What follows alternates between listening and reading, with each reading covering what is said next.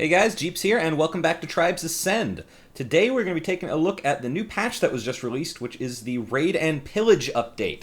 Now, this brings about 2 new skins, 1 new primary, 1 new secondary, and 1 new belt weapon for the Raider class, as well as a slew of other, balance issues and things like that getting fixed.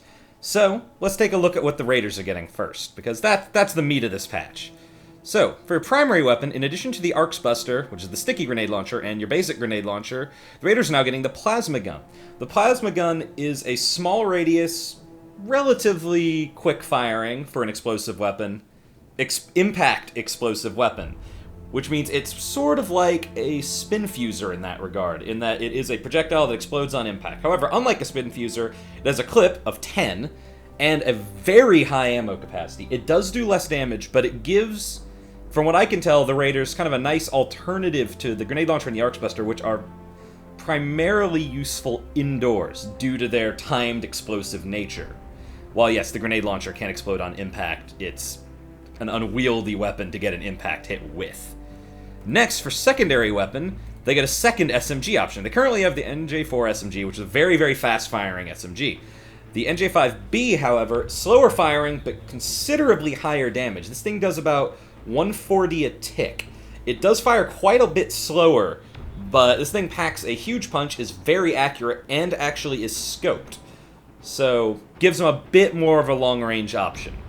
And then finally, for belt items, in addition to their EMP and whiteout grenades, they now get something a bit more pure offensive than the cluster grenade.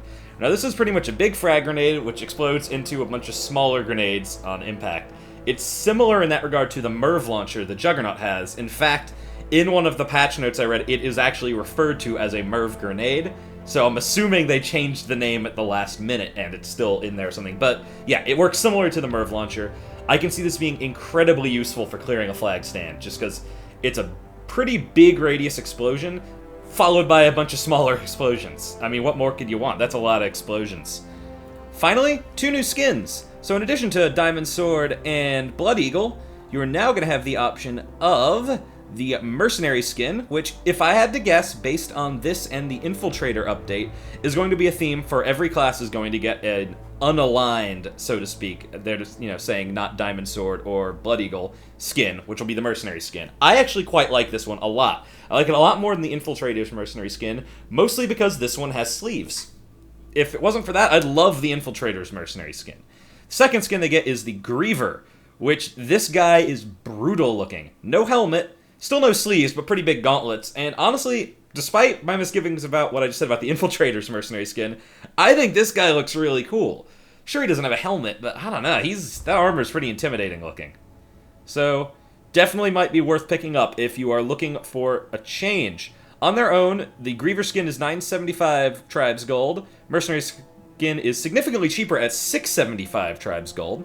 And then, we have pack options for them, if we back out to here.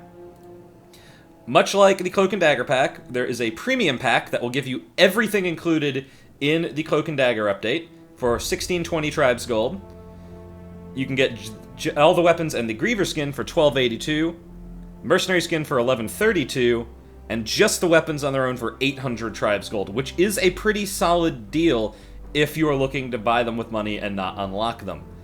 As for unlocking them the old-fashioned way, the Plasma Gun's going to run you 100,000 experience. It is, just a worth note, comparing it to that weapon pack, it is only 20 Tribes Gold cheaper for the Plasma Gun alone, as it is for the entire weapons pack. So if you are planning on buying any of these guns with money, if you were planning even on just buying the Plasma Gun with money, go for the pack. It's only 20 gold more. You're probably buying that much anyway to get the 780.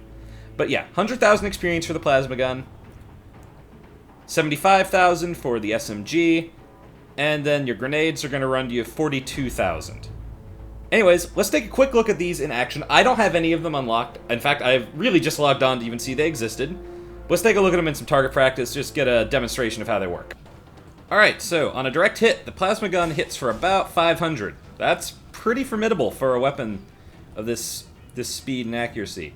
On splash, you get anywhere between 300 and 400, I've noticed. This actually places it pretty comparable to the basic spin fuser for splash damage. While the direct hit is significantly lower, you can fire off, just to give an example, fires off about this quickly, and you have 10 shots before needing to reload. That's a lot better than the basic spin fuser, and it kind of gets the Raider, I guess, do the soldier's job a little bit. It gives it another nice option. As for the SMG, as you can see, much slower firing than the original SMG. However, this thing has some serious range on it. And yes, this is with a little fall off. Hits for 140 a tick, and at that distance was going down to 138, but this is a very accurate, very powerful little weapon. And finally, because we need a good big explosion, the Merv grenade, cluster grenade, whatever. That thing's gonna be a lot of fun on flag stands, and by that I mean Hoffs are gonna hate this thing. I kinda hate it already. Alright, and lastly, just one quick rundown of some of the more noteworthy patch notes.